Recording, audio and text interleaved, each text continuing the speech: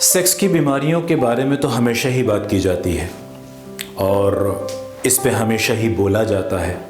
ये बीमारी हो गई तो ये कीजिए, प्रीमेचर इजैकुलेशन है तो ये कीजिए, इरेक्टाइल डिस्फंक्शन है तो ये कीजिए। ये कम ही लोग बोलते हैं कि सेक्स की बीमारियों को होने से कैसे रोका जाए।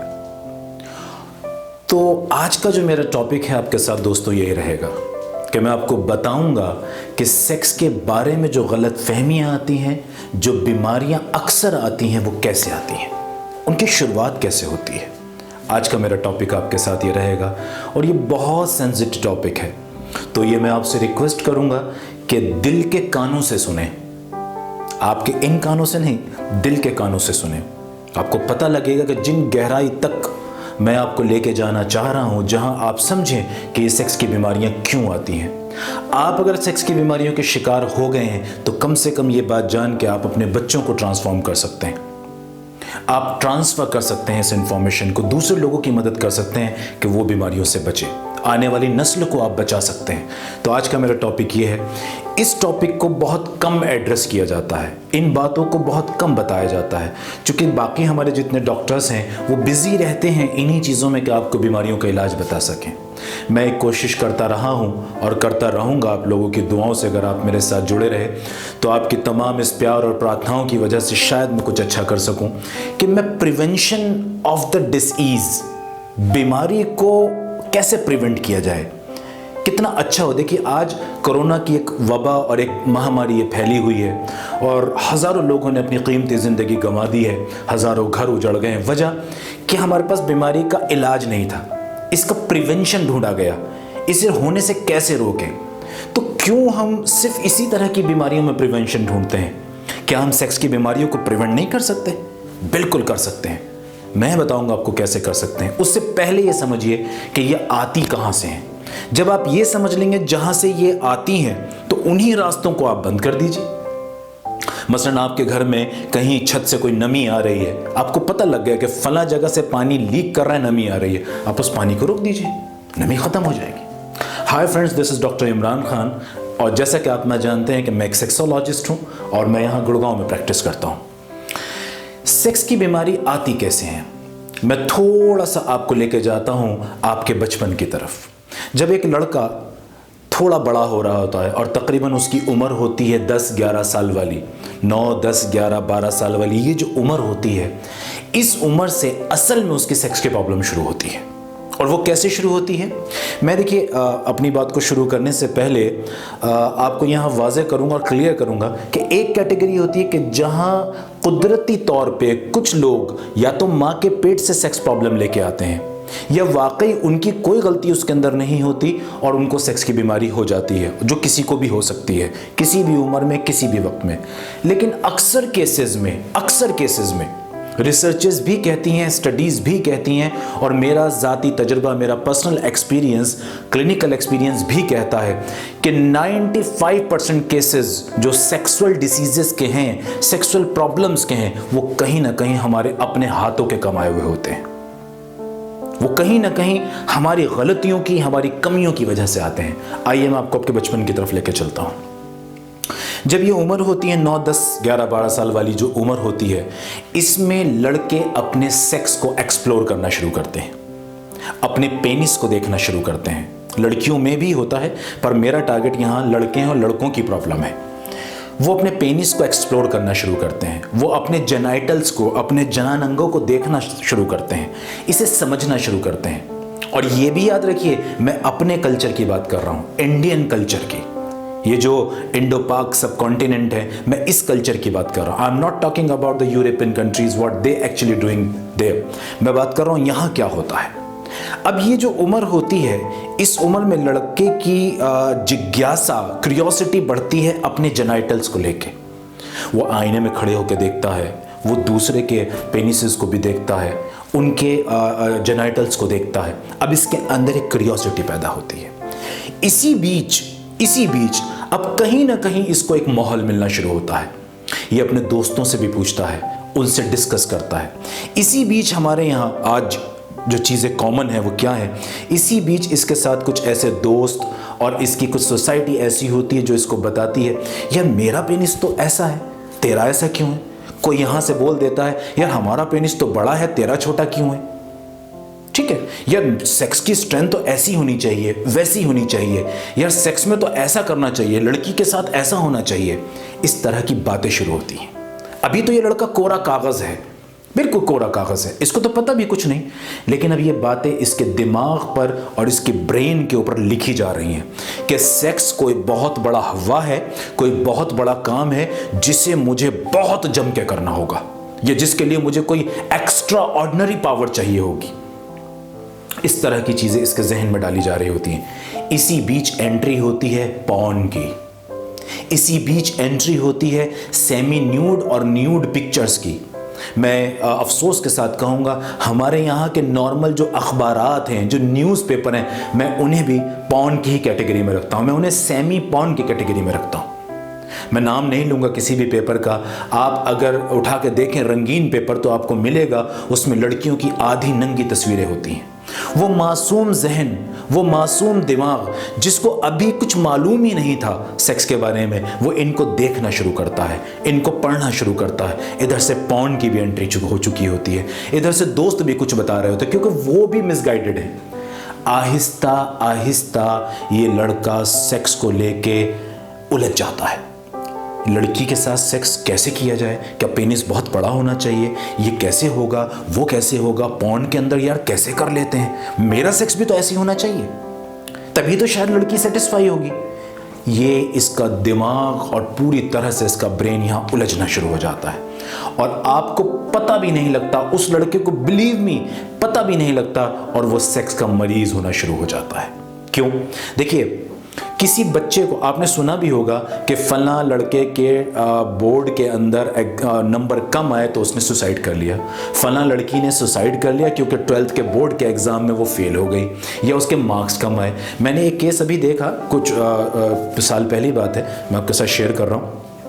हमारे यहीं गुड़गांव के आसपास के एक एरिया में कि एक लड़की के 12th में 89% मार्क्स आए, 89, जो बहुत ही बढ़िया है, लेकिन उसने सुसाइड कर लिया। क्यों? क्योंकि उसके माँ बाप उसे ये कह रहे थे कि तेरे 98 से कम नहीं आने चाहिए, तूने डॉक्टर बनना है, तुझे ये करना होगा।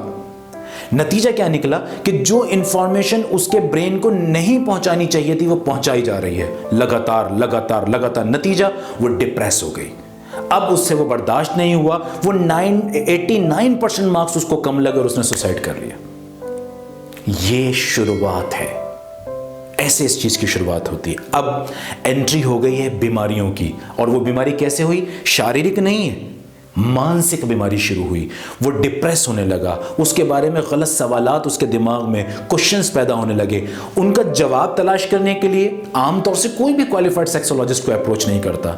वो फिर अपने दोस्तों के पास जाता है, फिर वो बाजारू किताबों को खरीदता है, फिर वो ऐसे डॉक्टर्स जो क्वैक्स हैं, जो सिर्फ आपकी सेहत और पैसे से खेलना चाहते हैं, उनको अप्रोच करना शुरू करता है। वो उसको और डरा देते हैं। तुम्हें अगर थोड़ा बहुत चिपचिपा पानी आ रहा है, ओहो तुम तो बहुत बीमार हो गए हो, तुम तो नामर्द हो जाओगे, तुम तो औरत के काबिल ही नहीं रहोगे। अब ये चीज शुरू होती है। आहिस्ता आहिस्ता इस लड़के को लगता है, इस मर्द को लगता है कि मैं बहुत ज्यादा बीमार हूं और डॉक्टर तो शायद मेरा केस समझ ही नहीं पा रहे। क्यों? क्योंकि इसने उम्मीदें बहुत गलत बना ली हैं। अब इसकी उम्मीद एक लड़की के साथ सेक्स की, प्यार और मोहब्बत को शेयर करना नहीं है, बल्कि एक परफॉर्मेंस हो गई, कोई बहुत बड़ी परफॉर्मेंस इसने दिखानी है जाके बेड के अंदर। ये इसकी सोच बन जाती है। नतीजा, ये मानसिक रूप से कमजोर होने लगता है। अब जब ये किसी क्वालिफाइड डॉक्टर को अप्रोच करता है, इत्तेफाकन, ये भी इत्तेफाकन ही होता है, जब ये किसी क्वालिफाइड डॉक्टर को अप्रोच करता है और वो क्वालिफाइड डॉक्टर कहता है कि भाई ये जो चिपचिपा पानी तुम्हें आता है थोड़ी थोड़ी बात पे, ये धात नहीं है, ये कोई बीमारी, ये नेचुरल है, तो इसे लगता है यार शायद डॉक्टर साहब की बात समझ में नहीं आ रही, मुझे तो फला डॉक्टर ने ये कहा था, फला ने ये कहा था, फला ने ये कहा था। यहां से इन बीमारियों की शुरुआत होती है। अब इसके साथ अगला स्टेप जो इन बीमारियों को पैदा करता है, मैं वहां आता हूं और इसे मैं थोड़ा शॉर्ट में आपको बताऊंगा। अब दूसरा इंपॉर्टेंट स्टेप जहां से ये बीमारी आ रही होती है, अब देखिए यहां तक समझ के चलिए। अब बचपन से लेके, मैंने इसको थोड़ा शॉर्ट करने की कोशिश की है, बचपन से लेके यहां तक आप पहुंचे, आपका दिमाग उलझा हुआ है, आप मानसिक रूप से सेक्स के बारे में कंफ्यूज्ड हैं, आपकी इंफॉर्मेशन सही नहीं, आपकी नॉलेज सही नहीं और आप गलत फहमियों के शिकार हो चुके हैं। अब यहां से एंट्री होती है हमारे खराब लाइफस्टाइल की, खराब लाइफस्टाइल की। अब लड़के की उम्र 18-20 साल हो गई है, तकरीबन 20-25 साल तक हो गई है। अब इसका लाइफस्टाइल खराब होना शुरू होता है। फास्ट फूड्स की लाइन लगी हुई है, एक्सरसाइज का नामो निशान नहीं है, मेंटल स्ट्रेस भरा पड़ा है, पढ़ाई के नाम पर, नौकरी के नाम पर, लड़ाई झगड़ों के नाम पर। हमारे देश के हालात भी आपके सामने हैं ही कि हम हर तरफ से उलझे हुए हैं। कभी मजहब के नाम पर उलझे हुए हैं, कभी हम सोसाइटी के नाम पर उलझे हुए हैं, कभी हम कास्ट के नाम पर उलझे हुए हैं, कभी हम प्रोफेशन के नाम पर उलझे हुए हैं। चूंकि हमारी उम्मीदें हमसे बहुत आगे निकल गई हैं, हमारी ज़रूरतें हमने उतनी ज़्यादा बना ली हैं कि जिसके लायक हम थे नहीं, जिनको हम मेंटेन कर नहीं सकते थे, अरेंज नहीं कर सकते थे, उम्मीदें हमने वहाँ पहुँचा ली। एक छोटी सी नौकरी करने वाले की तमन्ना ये होती है कि मैं कार कैसे खरीदूं महंगी। इस तरह के, मतलब मैं कुछ एग्जाम्पल दे रहा हूँ। नतीजा छोटी सी उम्र से ही स्ट्रेस आना शुरू हो जाता है। माँ बाप कहना शुरू कर देते तुझे तो डॉक्टर ही बनना है, तुझे तो इंजीनियर ही बनना है, चाहे उसका शौक और उसका ज़ौक और उसकी तमन्ना कुछ भी हो। इस तरह से मेंटल स्ट्रेस आने लगता है। खान पान तो खराब है ही, नुक्कड़ नुक्कड़ पर आपको फास्ट फूड और जंक फूड मिलते हैं। आजकल आपकी पढ़ाई के जो स्कूल के दायरे हैं, मैं स्कूल की कैंटीन्स में भी फिरता हूँ, घूमता हूँ और वहाँ लेक्चर्स करता हूँ, वहाँ देखता हूँ मैं कि कुछ भी आपको हेल्दी प्रोवाइड नहीं किया जा रहा। तो पता लगा छोटी उम्र से ही डाइट भी खराब हो गई, छोटी ही उम्र से आपको एक्सरसाइज की भी कोई हैबिट नहीं रही, कोई फिजिकल एक्टिविटी आप नहीं करते। छोटी छोटी उम्र के लड़कों के पेट आगे रखे हैं और पता लगता है, मैं मालूम करता हूं आप खाते क्या हैं, तो पता लगा जी वो कभी पिज्ज़ा चल रहा है, कभी बर्गर चल रहा है, स्कूल की कैंटीन है, कॉलेज की कैंटीन है, कभी बिरयानियां खाई जा रही हैं, कभी कुछ खाया जा रहा है। नतीजा अंदर से आपका शरीर, आपकी इम्यूनिटी, आपके हार्मोन्स खराब होना शुरू हो जाते हैं। अब यहां से तीसरी चीज एंटर होती है, वो है आपके नशा। छोटी उम्र से ही सिगरेट, शराब, तंबाकू, कोकेन, चरस, अफीम भरा पड़ा है। नतीजा सेक्स की बीमारियां, जो पहले तो शुरुआत हुई थी गलत फहमियों से, भरम से और गलत सोच से, गलत बातों से, यहां से शुरुआत हुई थी। पहले ही आपका जो बैकबोन थी वो कमजोर पड़ी थी, अब ये भी एड ऑन हो गए। नतीजा आप शारीरिक भी और मानसिक भी, अब दोनों तरफ से आप बीमार हैं। सेक्स कहां से चलेगा? गलत फहमियों ने दिमाग को खराब कर दिया और लाइफ स्टाइल ने शरीर को खराब कर दिया। अब बचा क्या? छोटी सी उम्र में शीघ्र पतन के शिकार, इरेक्टाइल डिस्फंक्शन के शिकार, lack of desire, loss of desire, डर, टेंशन, घबराहट, डिप्रेशन, सेक्स को लेके घबरा जाना, पता नहीं क्या होगा। लड़कियों को पता नहीं एक लाइफ पार्टनर ना समझ के सेक्स का एक टूल समझने लगना, इस तरह की बीमारियां। अब जब ये चीजें दाखिल होनी शुरू होती हैं तो अब आप तलाश करते हैं डॉक्टर मिले। अब भाई देखिए, जैसा आप जानते हैं हमारा जो माहौल है हिंदुस्तान का, वहां पे हर किस्म के लोग मौजूद हैं। क्वालिफाइड डॉक्टर भी हैं, अनक्वालिफाइड डॉक्टर भी हैं। कुछ लोग आपको सही गाइड करना चाहते हैं, कुछ लोग आपको मिसगाइड करके सिर्फ पैसे कमाना चाहते हैं। सभी तरह के लोग हैं। अब इसमें भी लोग उलझते हैं। ये वो चौथी चीज है जो लड़कों को खराब करती है। पता लगा ये कि बचपन से लेके जवानी तक, शादी की उम्र तक या उससे पहले तक, वो पूरी तरह से कमजोर और बेकार खड़ा होता है। अब वो तलाश कर रहा होता है कि बस कहीं से मुझे कोई चमत्कारी चीज मिल जाए। वो तलाश कर रहा होता है कहीं से मुझे कोई ऐसा राम बाण मिल जाए कि मैं उसे खाऊं और बस मैं एक ऐसा हो जाऊं कि जैसे मतलब मैं कोई बहुत ही स्ट्रांग सेक्सुअल पार्टनर की तरह उभर के सामने आऊं। पर अनफॉर्चुनेटली ऐसा अब नहीं होगा। यही वजह है कि डॉक्टरों से भी ऐसी उम्मीदें लगा ली जाती हैं कि हम डॉक्टर के पास गए, ये कोई करिश्मा कर देगा। नहीं, कोई करिश्मा नहीं कर सकता। दुनिया का कोई सेक्सोलॉजिस्ट, दुनिया का कोई भी डॉक्टर चमत्कार नहीं कर सकता। अब आपको सब्र से काम लेना होगा, अब आपको हिम्मत और हौसले से काम लेना होगा और आपको समझना होगा कि असल में हुआ क्या है। आपको यह जानना होगा कि यह बीमारी आई कहां से है। आपको अपने क्वालिफाइड सेक्सोलॉजिस्ट के साथ बैठ के डिस्कस करना होगा और उसकी बातों पर आपको यकीन करना होगा, क्योंकि वो जब आपको बताएगा वो समझ में नहीं आएगी आपको बात, क्योंकि आप गुजर रहे हैं। आपको तो ऐसा लगेगा कि क्या डॉक्टर साहब को मेरे लक्षण नहीं दिख रहे, ये मानसिक कहां से हो गया। नहीं, मानसिक है, शारीरिक भी है। ये चीजें समझनी पड़ेंगी, इन्हें जानना पड़ेगा, तभी आपका परमानेंट इलाज हो पाएगा। अब आप देखिए, इस लेक्चर को अगर आपने मेरा सुना हो पूरा, तो शुरुआत को देखिए और अब अपने अपने ऊपर इस बात को अप्लाई कीजिए। आप महसूस करेंगे कि हाँ, यही हुआ है। सही इंफॉर्मेशन कभी मिली ही नहीं, सही बात कभी बताई ही नहीं गई, घर वालों ने नहीं बताई, माँ बाप ने नहीं बताई, दोस्तों ने नहीं बताई, बड़े भाई ने नहीं बताई, कहीं किसी सही किताब में नहीं पढ़ा। मेडिकल साइंस में जो आप मेडिकल स्टूडेंट्स हैं, जो साइंस के स्टूडेंट हैं, उनको भी सही ज्ञान नहीं होता, क्योंकि हमारी किताबों में रिप्रोडक्टिव सिस्टम तो पढ़ाया जाता है, बच्चा कैसे होता है, लेकिन सेक्स के बारे में कोई एजुकेशन नहीं है। मैं पहला डॉक्टर था हिंदुस्तान का गालिबन, जहां तक मुझे लगता है, कि मैंने अप्रोच किया स्कूल्स को। मैंने कहा कि इस उम्र के लड़कों को कौन एजुकेट करेगा। आप हैरत करेंगे कि मेडिकल ग्रेजुएशन में भी सेक्स की इंफॉर्मेशन पूरी प्रोवाइड नहीं कराई जाती। यानी कि हमारे यहां के क्वालिफाइड डॉक्टर जो क्वालिफाइड हैं, उनको भी सेक्स के बारे में पूरी इंफॉर्मेशन नहीं होती, क्योंकि उनको भी ये डिटेल में नहीं पढ़ाया जाता। अब इंफॉर्मेशन आपको सही मिले कहां से? तो एक आम आदमी गलतफहमियों का शिकार हो जाता है। नतीजा, सेक्स की बीमारियां। यह है तरीका सेक्स की बीमारियों के शरीर में घुस जाने का। अब इसका इलाज कैसे होगा? तो इलाज का तरीका भी मेरे दोस्त वही होगा। क्या? वो वही इलाज का तरीका होगा क्या? कि अब आपको अपने क्वालिफाइड सेक्सोलॉजिस्ट से मिलना होगा। इसके अलावा दूसरा कोई ऑप्शन नहीं। अब ना कोई मैगजीन, ना कोई यूट्यूब वीडियो, ना ही कोई लेक्चर अब आपको ठीक नहीं करेगा। अब आपको अपने डॉक्टर के साथ बैठकर बात करनी होगी और समझना पड़ेगा आपके शरीर में हुआ क्या। और आप तो खुद समझदार हैं। अब अगर आप गौर करें, जो ये मैंने एक लंबा लेक्चर दिया है, मैंने इसको शॉर्ट किया है। यूं बोलने को तो घंटों बोला जा सकता है, लेकिन मैंने इसको शॉर्ट किया है कि आप समझें कि शुरुआत कैसे हुई, कहां आई और कैसे बचपन की गलतियों से शुरू होके आप लाइफ स्टाइल पर आकर अटक गए।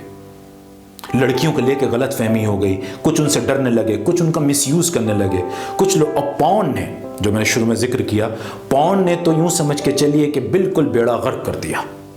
बिलीव मी, पॉर्न इंडस्ट्री, आपको हैरत होगी कि मैं शायद आपको बताऊं, आपको ना मालूम हो, पॉर्न इंडस्ट्री हॉलीवुड इंडस्ट्री से बड़ी है पैसे की कमाई में। हॉलीवुड बॉलीवुड इंडस्ट्री से बड़ी पॉर्न इंडस्ट्री है, क्योंकि वो लोग जानते हैं कि आप कैसे बेवकूफ बनेंगे। बड़े पेनिस को देख के, लड़कियों के साथ घंटों घंटों सेक्स को देख के, यार ये लड़का तो 1 घंटे तक 1.5 घंटे तक सेक्स कर रहा है एक औरत के साथ, ये तो डिस्चार्ज ही नहीं हुआ। अब आपको उम्मीद होती है और आप ये तमन्ना करने लगते हैं, मेरा डिस्चार्ज भी और मेरा इरेक्शन भी सब कुछ ऐसा होना चाहिए। ये नेचुरल नहीं है, प्लीज समझिए। मैं रात दिन फेस करता हूं, लड़के आके मुझसे कहते हैं, डॉक्टर साहब मेरा टाइम 1 घंटा कैसे हो जाएगा? फला डॉक्टर साहब तो एक यूट्यूब में वीडियो में कहते हैं कि 1 घंटा टाइम हो जाएगा, पौना घंटा टाइम हो जाएगा, आधा घंटा टाइम हो जाएगा गोली खाते। ऐसा नहीं है दोस्तों, प्लीज भटकने से बचिए। ये बहुत कीमती बात मैं आपको बता रहा हूं, शायद ही आपको कम लोग ये बात बता पाएं। मैं अपनी बात को पूरा करके यहाँ ख़त्म कर रहा हूँ और उम्मीद करता हूँ कि मेरी ये बात आपको समझ में आई होगी। और मेरी ये आपके लिए दुआ है, ये प्रार्थना है और ये तमन्ना है कि आप सेहतमंद रहें, सेक्स की बीमारियों से बचने के तमाम रास्ते इख्तियार करें। ये भी मेरी दुआ है कि आपको ये मौका मिले ज़िंदगी में। और अगर आप सेक्स के मरीज़ बन गए हैं तो क्वालिफाइड सेक्सोलॉजिस्ट से मिलिए, ये परमानेंट ठीक की जा सकती है। Thank you very much.